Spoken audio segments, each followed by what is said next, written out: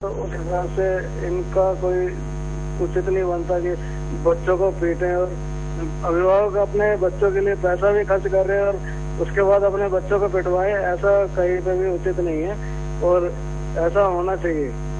मतलब गुरमीत जी, अगर आप पैसे नहीं दे रहे हैं, कम फीस दे रहे हैं, तो फिर बच्चे को मार खाने के लिए आप तैयार है क्या? जी वैसा नहीं है, लेकिन मतलब आप फीस कितनी दे रहे हैं, आप खर्चा ज्यादा करें, ये पैमाना नहीं हो सकता मारना है या नहीं मारना है। अगर स्कूल में धन्यवाद कॉल करने के लिए। उमेश जी, ये भी एक मैंने जो कहा कि शिक्षकों को नौकर समझना और विद्या को एक तरीके से प्रोडक्ट के तौर पर परचेस करने की जो भावना लोगों में बढ़ रही है, ये भी एक कारण है कि हम ज्यादा फीस देते हैं, इसका मतलब हमारे बच्चों को ना मारा जाए, ये भावना आती है। नहीं, बिल्कुल ये तो अनुचित है। बिल्कुल शिक्षा एक ऐसा विषय है कि उसको खरीदा नहीं जा सकता। आज देश में इतने धनाढ्य लोग हैं, यदि वो पैसे के बल पर यदि शिक्षा खरीद ले तो शिक्षा तो उनके घर की होकर के रह जाएगी। फिर जो गरीब है, पिछड़े हैं, उनके बच्चों को कहाँ शिक्षा मिल जाएगी? ऐसा भी नहीं कि पैसे के द्वारा शिक्षा खरीदी जाए। बिल्कुल ऐसा होगा तो फिर कानून भी ऐसा बनाना पड़ेगा कि जहां पर फीस मोटी है वहां पर बच्चों को नहीं मारेंगे, और जहां पर फीस कम है वहां पर मारेंगे, और जहां बिल्कुल नहीं वहां पर सिर्फ मारेंगे। तो अगले कॉलर की बात सुनते हैं। नमस्कार। हेलो, बोलिए। हाँ, मैं धन सिंह मीणा बोल रहा हूँ। मैं ये कहना चाह रहा हूँ कि जैसे मान लो कि अब जो शिक्षण व्यवस्था है ना, उसमें आजकल भी वैसे भी बच्चे तो दंडित हो रहे हैं।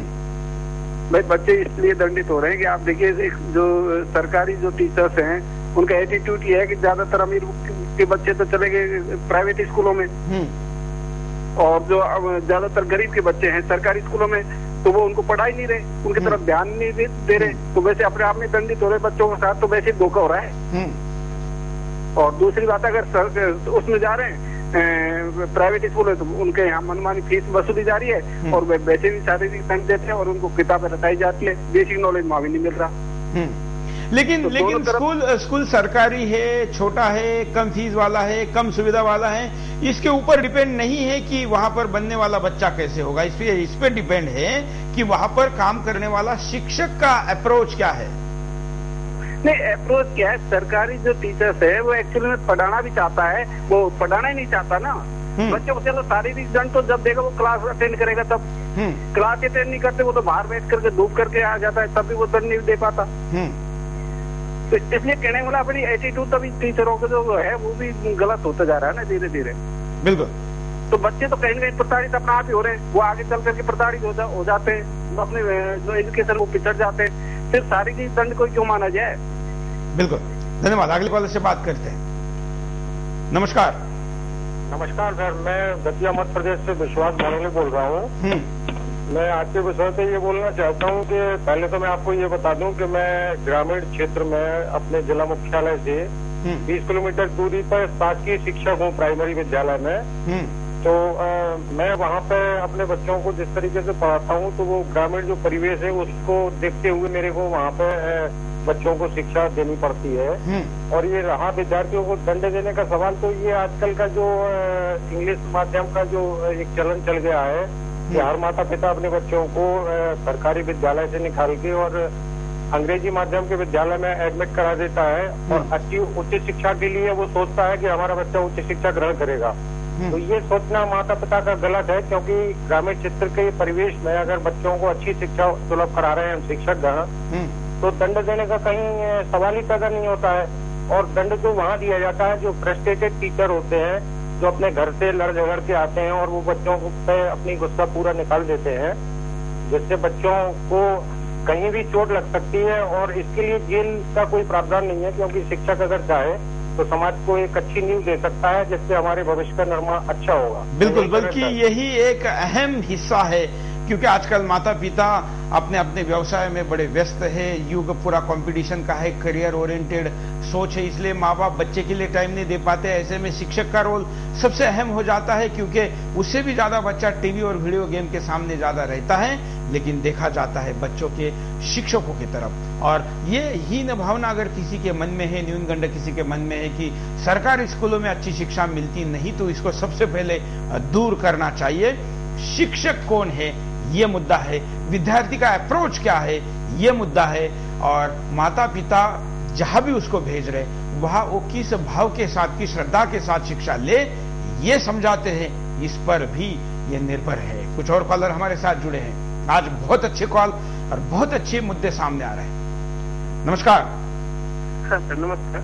बोलिए। सर, मैं ये कहना चाह रहा हूँ कि जैसे हर चीज के दो पहलू होते हैं, तो हाँ। अगर इस्लाम है तो हर चीज इसका भी दो पहलू हैं। लेकिन प्रॉब्लम ये है कि हमारे जो टीचर अभी जो अपॉइंट हो रहे हैं, उनको सैलरी दी जा रही है वो एकदम कम है, और जिसके कारण से जो अच्छे बच्चे हैं कभी इस प्रोफेशन में नहीं आते। जब अच्छे टीचर नहीं आएंगे तो अच्छे बच्चे नहीं बनेंगे। यही सबसे मेन रीजन है।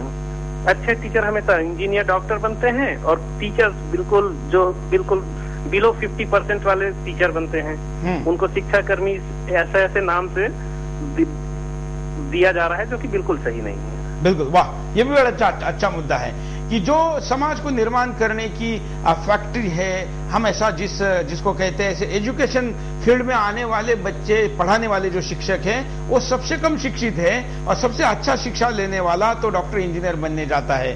उम्मीद जी, ये भी एक ऐसा पहलू है जिस पर सरकार ने, समाज ने और शिक्षकों ने ध्यान देने की जरूरत है। उसका कारण ये भी है कि आज शिक्षक का एक समाज में एक श्रद्धा भाव कम हुआ है, सम्मान कम हुआ है। तो इसलिए आज का जो मेधावी छात्र है तो वो इस लाइन में जाना नहीं पसंद करता, तो एक इंजीनियर बनना चाहता है, एक डॉक्टर बनना चाहता है। ये रीजन है उसका। और आज के समय में जो शिक्षकों की नियुक्तियां हो रही हैं, तो मैं उस बात से एग्री नहीं हूं कि वे क्वालिफाइड नहीं है। आज के समय में भी, यहाँ तक अभी पिछले 1-2 वर्षों पे आप नजर डालें उनकी नियुक्तियों पर, तो बीटेक करके वाले, बीसीए करने वाले, ये सब लोग भी आज शिक्षक, क्योंकि लेकिन वहाँ वो उनका कारण ये नहीं है कि वो किसी मिशन पर आना चाहते हैं। ये कारण है कि बीटेक होने के बाद भी उसको जॉब नहीं है। उससे तो ये ड्यूटी अच्छी है, कम काम करना है, छुट्टी ज्यादा है, ये भी उसके पीछे का एक आकर्षण है। अब दो चीजें होती हैं। जैसे प्राइमरी स्कूल के विषय है, प्राइमरी विद्यालयों में बच्चों को, अभिभावकों को बहुत कम भेजते हैं। जब बच्चे जाएंगे नहीं तो शिक्षक क्या पढ़ाएगा। दूसरा, गवर्नमेंट ने भी प्राइमरी के अध्यापकों को इतने अधिक एक्स्ट्रा काम दे रखे हैं। कभी कहीं मीटिंग में जाना होता है, कहीं कहीं सर्वे में लगा दिया, कहीं जनगणना में लगा दिया, कहीं कहीं लगा दिया, तो उन सब कामों से भी बहुत तंग आ गया है टीचर। तो इस तरह के एक्स्ट्रा काम करता है वो। बिल्कुल। तो कुल मिलाकर हमारा शिक्षा के क्षेत्र के प्रति देखने का दृष्टिकोण ही सबसे बड़ा गलत है, और इसलिए इससे हम बड़े दोष सामने आ रहे हैं। आज के इस चर्चा के बहाने हम इस क्षेत्र से जुड़े हुए विभिन्न पहलू को देख रहे हैं। हम यहाँ पर रुकते एक छोटे से ब्रेक के लिए। ब्रेक के बाद दोबारा आएंगे। बिंदास बोलचाल।